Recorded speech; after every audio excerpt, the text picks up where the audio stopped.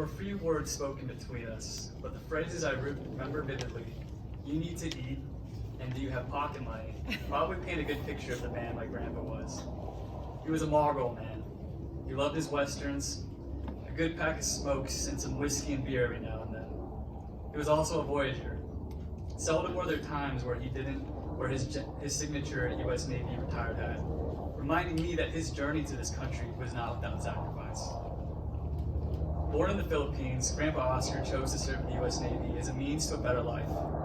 And he was fortunate to live in Honolulu, Hawaii, and eventually settle down in sunny Glendale, California. He is the epitome of the American dream. Many of us would not be here today if it wasn't for him coming to this country. Yet despite how I may describe my grandpa, I cannot capture the whole picture because I only got to experience the last 27 years of his life, approximately 30% of it. And that dawned on me as my mom, dad, Auntie Margie, and Auntie Lonnie started flooding our shared iPhone album with photographs of Grandpa Oscar that I had never seen. There were photos of him just as I described, but there were also photos of him rocking polos and aviators. There were photos of him fishing and picnicking, taking Grandma, my mom, Auntie Margie, and Auntie Lonnie around the U.S. in the station wagon, hosting parties, and most importantly, having a good time. These were taken long before I was born, and it was fascinating to think about the guy he must have been. During his birthday this past weekend, in which he would have been 89, my family shared stories about these photos. One in which he's proudly standing by his Thunderbird with my mom and her sisters as little girls. They told me he would drive from Norfolk to Connecticut to see my grandma on the East Coast when they were first dating. There's a photo of him when he was a young man to my left. And the backstory is he went back to the Philippines to visit his mother before she died. And little did I know, but he took her last name as his own, Oringo. These photos gave me a glimpse of a man who was more than just my grandpa. He was a carefree and curious soul. He was a man who took life by his own hands and never looked back.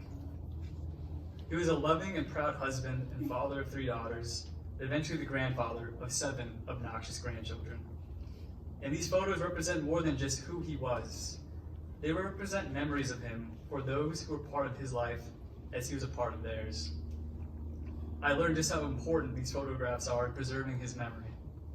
So enjoy the moment with others and make sure to smile for the camera along the way.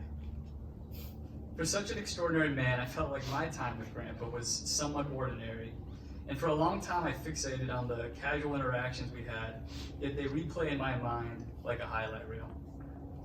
Whether it was the various moments he spent watching Tom and Jerry with me and Jordan, or dropping off and picking up me and my cousins from elementary school, middle school, and high school, these actions alone seemed like life's necessary mundane. Yet it is the culmination of such actions, when looked at holistically, are really extraordinary. Because the reality is, he is one of few people who has done as much for those he loved. One ordinary thing in particular that I tend to cling on, and was mentioned a decent amount, was the memories of him cooking. Grandpa Oscar made me breakfast when I was in grade school until I graduated high school. I remember thinking how lucky I was to eat fried rice for breakfast.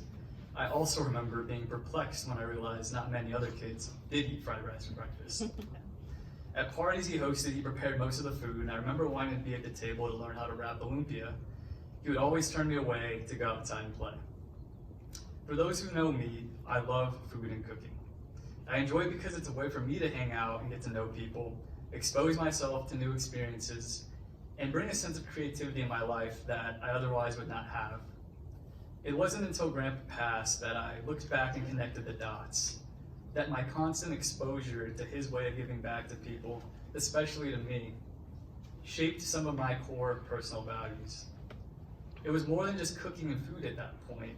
His way of love was making sure that you were fed, bringing people together over lumpia and a few laughs. I remember being excited when he'd make rice and then go to Albertsons to bring back some fried chicken. He knew the good stuff. And to look back at it all, cooking wasn't so ordinary. It was a part of his life as it was a part of mine, and at least to me, that's truly remarkable. As we sit here today to honor the life of an inspiring human being, my last point is this. Honoring one's death is an important reflection of the life that person lived and the legacy that person has built. Yet this is also a time for us to reflect on our own lives as well. Moments like these only come so often, and to gather here with family and other loved ones is something we should cherish while we can. In one of my favorite science fiction books, Hyperion Cantos, which is a story of a space pilgrimage, one of the stories is of an older man who speaks of his love for his wife and daughter, and there's a quote he says that has stuck with me. The essence of human experience lay not primarily in the peak experiences, the wedding days and triumphs which stood in memory like dates circled in red on old calendars, but rather in the unselfconscious flow of little things. The weekend afternoon with each member of the family engaged in his or her own pursuit, the crossing and connections casual, dialogues imminently forgettable, but the sum of such hours creating synergy, which was important and eternal. Rest in paradise, Grandpa. Thank you for your time.